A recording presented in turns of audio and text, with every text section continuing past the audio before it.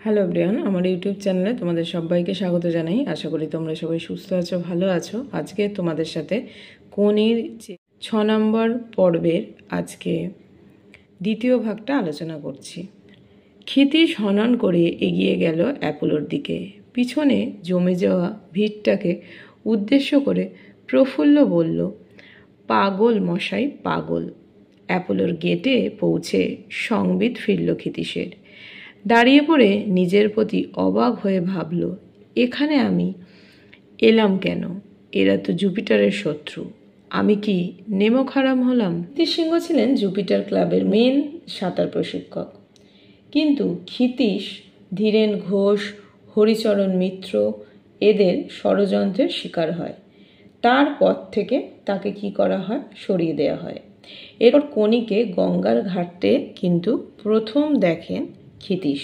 তখন থেকেই কিন্তু তিনি ভাবেন কোনিকেই তিনি একটা বেশ নামকরা সাঁতারু হিসেবে কিন্তু প্রতিষ্ঠিত করাবেন।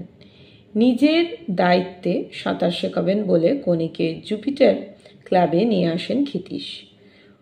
সে কিন্তু পরীক্ষায় উত্তীর্ণ হলেও শুধুমাত্র ক্ষিতীশকে অপদস্থ করার জন্য কোনিকে কিন্তু জুপিটারে ভর্তি নেওয়া হয় না, সেটা আমরা দেখেছি। ক্ষিতীশ এতে কি হয়? রেগে যায়।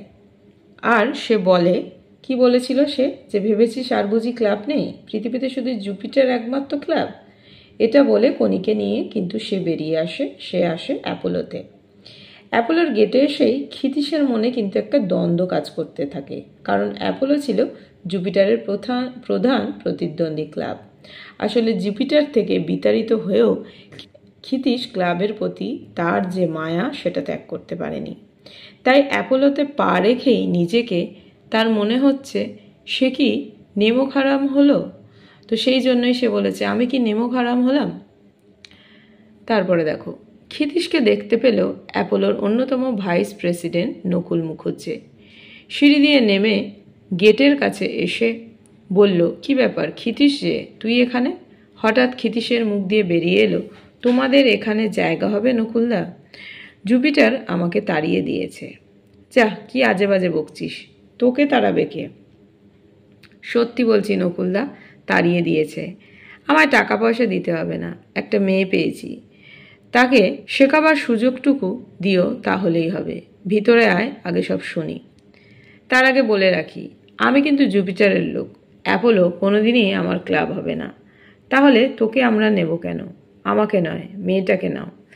আমি ওকে শেখাবো। ও যদি সম্মান আনে তাহলে সেটা হবে অ্যাপোলোর। আচ্ছা আচ্ছা, ভেতরে চল। আগে বলো, আমার শর্তে রাজি?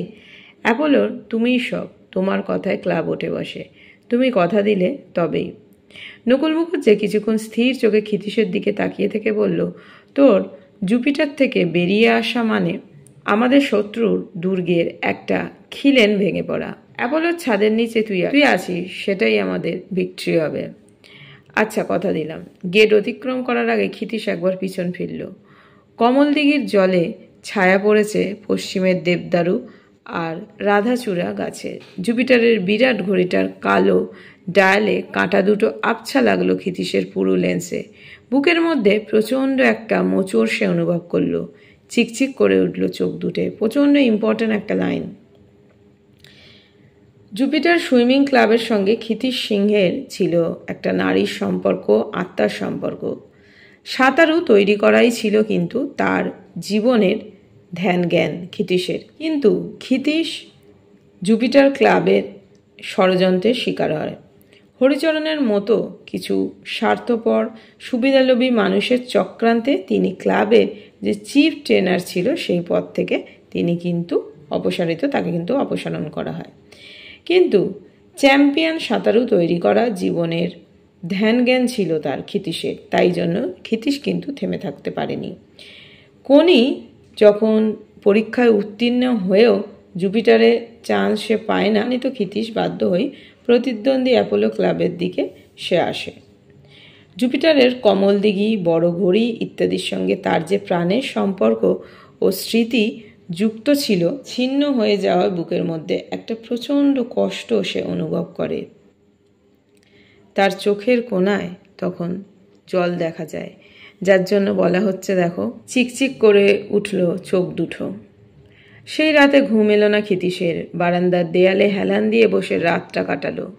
বারবার একটা কথাই তার মনে পাক দিয়ে ফিরল, আমি কি ঠিক কাজ করলাম? অ্যাপোলোয় যাওয়া কি উচিত হলো? ভেলো উত্তেজিত হয়ে হাজির হলো সকালেই। খিদ্দা, তুমি অ্যাপোলোয় জয়েন করেছো? বেশ করেছো। তোমাকে তো সে কবে বলেছিল। এটা হলো যুদ্ধ। ন্যায় অন্যায় যুদ্ধে কিছু নেই। শত্রু মিত্র বাজ বিচার করে কোনো লাভ নেই। ক্ষিতীশ চুপ করে রইল। জুপিটারকে একবার সায়স্তা করা দরকার, বুঝলে খিদ্দা? তুমি শুধু ওই নারী সম্পর্কগুলো একটু ভুলে যাও। ভেলো। ক্ষিতীশের একটা হাত তোলা, চোয়াল শক্ত, পুরো লেন্সে ভেঙে চোখ দুটো যেন বেরিয়ে আসবে। ভেলো এক পা পিছিয়ে গেল। আর একটা কথা যদি বলেছিস তো। ভেলো বিড়বিড় করে বলল, আমার ভুল হয়ে গেছে, আমায় মাফ করো খিদ্দা। এখানে আমি একটা তোমাদের সাথে কোয়েশ্চেন করছি, কমেন্ট বক্সে আমাকে এর উত্তরটা জানা থাকলে অবশ্যই দিও। এটা হলো যুদ্ধ। ন্যায় অন্যায় বলে যুদ্ধের কিছু নেই। শত্রু মিত্র বাজ বিচার করে কোনো লাভ নেই। কে কোন ঘটনার পরিপ্রেক্ষিতে এ কথা বলেছে সেটা বিস্তারিত আলোচনা করো। এটার অ্যান্সার জানা থাকলে যেটুকু পারবে সেটা লিখে আমাকে অবশ্যই জানিও। দেখো, জুপিটারকে ক্ষিতীশ কিন্তু অনেক ভালোবাসত, সেটা আমরা দেখেছি। সে সংসারের চেয়ে তার এই জুপিটার ক্লাবে সে কিন্তু বেশি সময় দিত। দীর্ঘদিন পর সেই ক্লাবের সঙ্গে তার সম্পর্ক কিন্তু ছিন্ন হয়। সেই বেদনা দুঃখে তিনি অনেক দুঃখিত হয়ে পড়েন। সারা রাত তার ঘুম আসে না।